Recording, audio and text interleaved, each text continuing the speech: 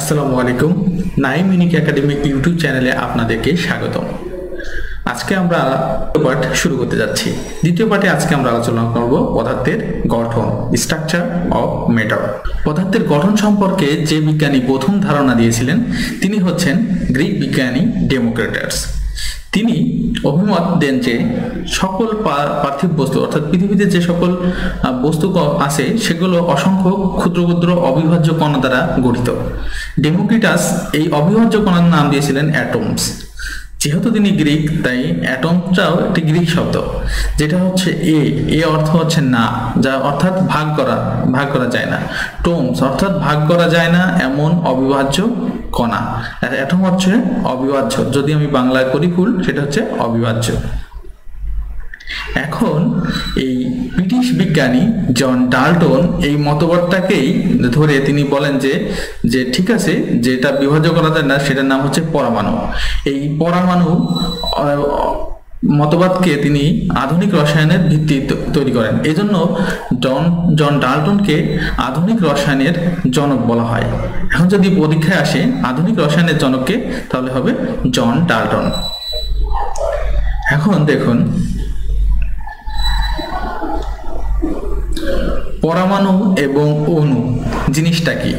পরমাণু হচ্ছে মৌলিক পদার্থের বৈশিষ্ট্য রক্ষাকারী ক্ষুদ্রতম কণা। মৌলিক পদার্থ কি? যেমন হচ্ছে নাইট্রোজেন একটা মৌলিক পদার্থ, সোডিয়াম একটা মৌলিক পদার্থ, অ্যালুমিনিয়াম একটা মৌলিক পদার্থ। অ্যালুমিনিয়াম মৌলিক পদার্থ কারণ কি? এই পদার্থকে ভাঙলে শুধু অ্যালুমিনিয়াম পাওয়া যাবে, নাইট্রোজেনকে ভাঙলে শুধু নাইট্রোজেন পাওয়া যাবে। এই মৌলিক পদার্থের বৈশিষ্ট্য রক্ষাকারী ক্ষুদ্রতম কণা হচ্ছে পরমাণু। এখন অণু হচ্ছে যৌগিক পদার্থের বৈশিষ্ট্য রক্ষাকারী ক্ষুদ্রতম কণা।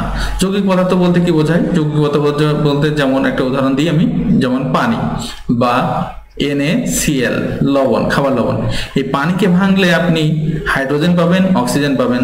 সোডিয়াম ক্লোরাইড খাবার লবণকে ভাঙলে সোডিয়াম এবং ক্লোরিন পাবেন। এই পদার্থগুলোর বৈশিষ্ট্য রক্ষাকারী ক্ষুদ্রতম কণাই হচ্ছে অণু। দেখুন, সরাসরি রাসায়নিক প্রক্রিয়ায় অংশগ্রহণ করে পরমাণু।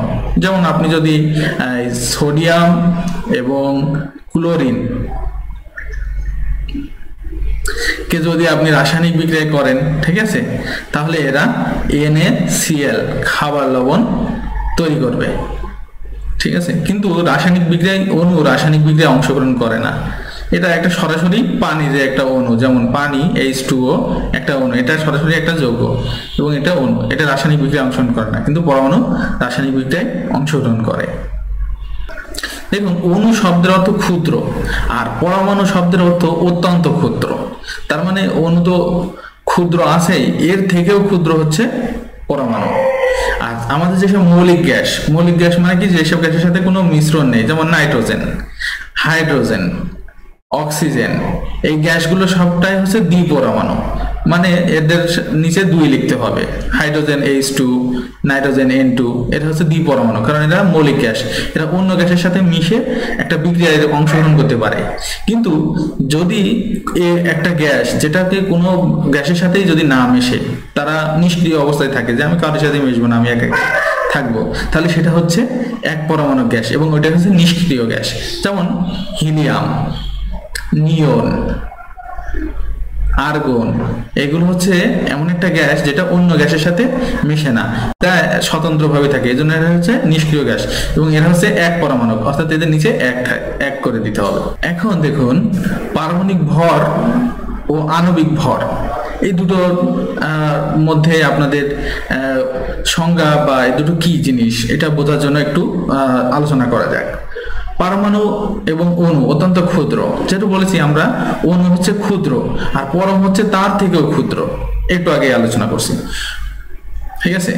আর বিজ্ঞানীগণ যে পারমাণবিক ভর বা অণুবীক্ষণ বা আণবিক ভর এগুলো নির্ণয় করে কিভাবে? এগুলো নির্ণয় করা হচ্ছে বর্ণালী বীক্ষণ যন্ত্রের মাধ্যমে।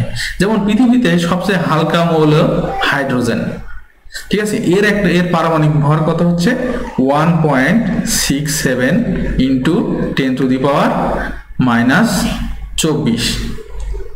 ঠিক আছে। এখন এই যে হাইড্রোজেন পরমাণুর পারমাণবিক ভর 10⁻²৪, এটা কিন্তু নির্ণয় করা হয়েছে বর্ণালী বীক্ষণ পদ্ধতিতে। আর এটা মনে রাখতে হবে, এটা বিভিন্ন পরীক্ষায় এসে থাকে, একটি হাইড্রোজেন পরমাণুর ভর কত। এবং পৃথিবীতে প্রাপ্ত সব থেকে ভারী মৌল হচ্ছে ইউরেনিয়াম। আর এই ইউরেনিয়ামের একটি পরমাণুর ভর হচ্ছে 3.95 ইন্টু 10⁻⁻22 গ্রাম। এটাও পরীক্ষার জন্য ইম্পর্টেন্ট, এটাও মনে রাখতে হবে। এখন দেখুন, পরমাণু সময়ের এত ক্ষুদ্র ভর মনে রাখা কি সহজ? কারণ আমাদের প্রায় পৃথিবীতে মৌলিক পদার্থের সংখ্যা হচ্ছে 118টি। এই 118টি মৌলিক পদার্থের পারমাণবিক ভর মনে রাখা নিশ্চয়ই খুবই কঠিন ব্যাপার। এই জন্য বিজ্ঞানীগণ একটা সহজ টেকনিক আবিষ্কার করেছে, সেটা হচ্ছে বিজ্ঞানীগণ কার্বন 12 আইসোটোপের 1/12 অংশ পারমাণবিক ভরের প্রমাণক হিসাবে গ্রহণ করেছেন। ঠিক আছে, যেমন সবচেয়ে ভারী মৌলিক গ্যাস কোনটি? সবথেকে ভারী মৌলিক গ্যাস হচ্ছে রেডন, আর সব থেকে হালকা মৌলিক গ্যাস হচ্ছে হাইড্রোজেন। এখন আমরা আণবিক ভর আর পারমাণবিক ভরের মধ্যে কিছু একটু উদাহরণ সহকারে সেটাকে ক্লিয়ার করা যায়। যেমন দেখুন, পানির আণবিক সংকেত যদি আমরা দিই, পানির সংকেত হচ্ছে H2O। এখানে হাইড্রোজেনের সাথে কয়টা পরমাণু আছে? হাইড্রোজেনের সাথে 2টা পরমাণু। তাহলে আমরা হাইড্রোজেনের পরমাণুর পারমাণবিক ভর কত? আমরা জানি হাইড্রোজেন পরমাণুর পারমাণবিক ভর হচ্ছে 1। এটা হাইড্রোজেন পরমাণুর পারমাণবিক ভর 1, এটা আপনাকে দেখার জন্য আপনারা মেন্ডেলিভের যে পর্যায় সারণী আছে ওখান থেকে হালকা একটু ধারণা নিতে পারেন। কয়েকটি পদার্থের পারমাণবিক সংখ্যা আপনাদেরকে জানা লাগবে, জেনে হলে পরীক্ষায় এই ধরনের প্রশ্ন আসলে উত্তর করতে সুবিধা হবে। যেমন হাইড্রোজেন পরমাণুর পারমাণবিক ভর হচ্ছে 1। আমরা এখানে হাইড্রোজেন পরমাণুর পারমাণবিক ভর এখানে 1 দিলাম। দিয়ে হাইড্রোজেন পরমাণুর সাথে কয়টি অণু আছে? 2টা অণু আছে। ঠিক আছে, হাইড্রোজেনের পরমাণুর সাথে আমরা এই 1 এর সাথে 2 গুণ করলাম। দিয়ে এবার দেখুন, এবার অক্সিজেন, হাইড্রোজেনের সাথে আর কি আছে? অক্সিজেন। অক্সিজেনের পারমাণবিক ভর কত? অক্সিজেনের আমরা যদি দেখি, অক্সিজেনের পারমাণবিক ভর হচ্ছে 16। এবং আমরা এই 16-এর সাথে অক্সিজেনের সাথে কয়টি অণু আছে? অক্সিজেনের কিছু নেই, মানে একটা অণু আছে। 17-এর সাথে 1 গুণ করলাম। এখন টোটালটা গুণ করে আমরা যোগ করলে 18 আছে। তাহলে হচ্ছে আমরা যদি এখানে বলি একটি পানির অণুতে আণবিক ভর কত? পানির আণবিক ভর যদি বলে, তাহলে এখানে সবকিছু টোটাল যোগ এবং গুণ করে আমরা 18 পাচ্ছি। একইভাবে যদি বলা হয় সালফিউরিক অ্যাসিডের সংকেত এবং সালফিউরিক অ্যাসিড অণুতে বিদ্যমান পরমাণু সংখ্যার উপর ভিত্তি করে আণবিক ভর নির্ণয় করো, তাহলে আমরা একই পারি। দেখুন, সালফিউরিক অ্যাসিডের অণুতে 7টি পরমাণু আছে। যদি বলেন কিভাবে, দেখুন এখানে দেখেন হাইড্রোজেনের আণবিক সংখ্যা কত?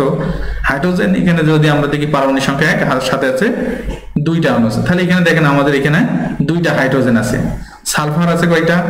1টা। ঠিক আছে, আর এখানে দেখেন অক্সিজেন আছে কয়টা? 4টা। তাহলে টোটাল একটি সালফিউরিক অ্যাসিডের অণুতে 7টা পরমাণু আছে। এখন যদি এটাকে আমরা আণবিক ভর নির্ণয় করি, তাহলে দেখেন এখানে হাইড্রোজেনের পারমাণবিক ভর 1 এবং এর সাথে কয়টা অণু আছে? 2টা। তাহলে আমরা গুণ করলাম একইভাবে। এখন দেখেন সালফিউরিক অ্যাসিডের পারমাণবিক ভর কত? 32। এটা আমাদেরকে ওই যে পর্যায় সারণীর থেকে মুখস্থ করে নিতে হবে। অক্সিজেন, তেমনি অক্সিজেনের পারমাণবিক ভর হচ্ছে 16। এর সাথে 4টা অণু আছে। ঠিক আছে, এই 4টা অণুর সাথে এই 16কে গুণ করে এবং টোটালটাকে যোগ করলে আমরা হচ্ছে 98। অক্সিজেনের সালফিউরিক অ্যাসিডের আণবিক ভর হচ্ছে 98। এটাও অনেক গুরুত্বপূর্ণ, বিভিন্ন পরীক্ষায় এসে থাকে। এখন দেখুন, আমরা অ্যাভোগাড্রো প্রমাণ করেন যে একই তাপমাত্রা ও চাপে সমায়তন বিশিষ্ট সকল গ্যাস কেমন? যেমন মৌলিক গ্যাস, হাইড্রোজেন, নাইট্রোজেন, অক্সিজেন, এবং যৌগিক গ্যাস হচ্ছে এই দুটোগুলো মিলে, যেমন নাইট্রাস অক্সাইড। এই সকল গ্যাসে একই মানে চাপ ও তাপমাত্রায় সকল গ্যাসে সমান সংখ্যক কি থাকে? অণু বা পরমাণু থাকে। এবং এই সংখ্যার মান তিনি গাণিতিকভাবে প্রমাণ করেন যে 6.02 × 10⁻23। এখন আমরা যদি সবকিছু বুঝে থাকি, তাহলে বিগত সালে আসা কিছু প্রশ্নের সমাধান করতে থাকি। আশা করি প্রশ্ন সমাধানের মাধ্যমে বিষয়গুলো আরো ক্লিয়ার হবে। যেমন দেখুন, এখানে আছে পরমাণু নামকরণ করেন কে? আচ্ছা, পরমাণু নামকরণ কে? পরমাণু আমরা দেখছি, পরমাণু নাম করেছে ডেমোক্রিটাস কি করছে? অ্যাটম নাম দিয়েছে। তাহলে হচ্ছে উত্তর হবে ডেমোক্রিটাস। এখন দেখেছে বস্তু বা মৌলিক পদার্থের ক্ষুদ্রতম কণার রাসায়নিক প্রক্রিয়ায় অংশগ্রহণ করে তাকে কি বলে?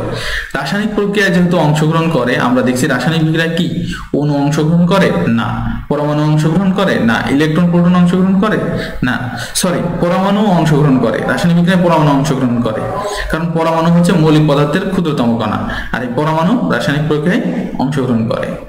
আচ্ছা, এখন হচ্ছে বস্তু ধর্ম ধারণ করে এরকম ক্ষুদ্র কণিকার নাম কি? বস্তু ধর্ম ধারণ করে এমন ক্ষুদ্র কণিকার নাম কি? এটা কি অণু?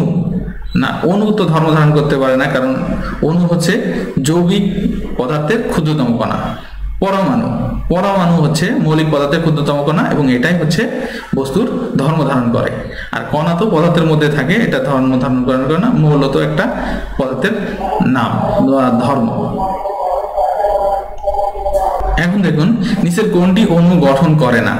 অণু গঠন করে না কোনটি? যেটা হচ্ছে নিষ্ক্রিয় গ্যাস, কারণ তারা কারোর সাথে মিশবে না, এই জন্য তারা অণু গঠন করবে না। যেমন নিয়ন একটা নিষ্ক্রিয় গ্যাস, ক্লোরিন কিন্তু একটা নিষ্ক্রিয় গ্যাস না, এটা হচ্ছে মৌলিক গ্যাস। আর আর্গন এটা হচ্ছে নিষ্ক্রিয় গ্যাস।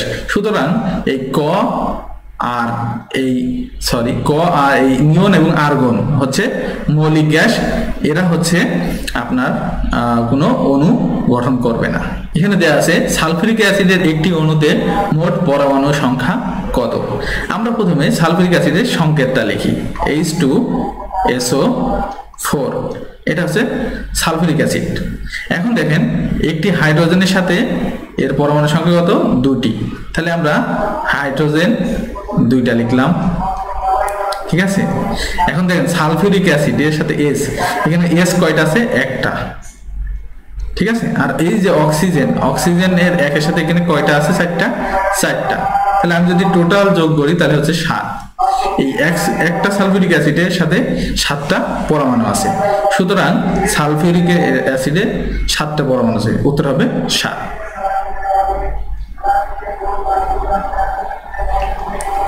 দুই বা ততোধিক পরমাণু একত্রিত হলে গঠিত কি হয়? দেখুন, দুই বা ততোধিক পরমাণু গঠিত হলে তাহলে কি হবে? অণু। কারণ পরমাণু হচ্ছে অত্যন্ত ক্ষুদ্র আর অণু হচ্ছে ক্ষুদ্র, সুতরাং পরমাণু মিলে অণু গঠিত হবে, সুতরাং এইটার উত্তর হবে অণু। আমাদের ভিডিওটি আজকে এখানেই সমাপ্ত হলো। ভিডিওটি কেমন লাগলো আপনারা কমেন্টের মাধ্যমে জানাতে পারেন, আর আমাদের চ্যানেল এবং ফেসবুক পেজ লাইক কমেন্ট করে আমাদের সাথেই থাকুন, এবং আমাদের ভিডিওটি পেতে আমাদের চ্যানেলটি সাবস্ক্রাইব করুন।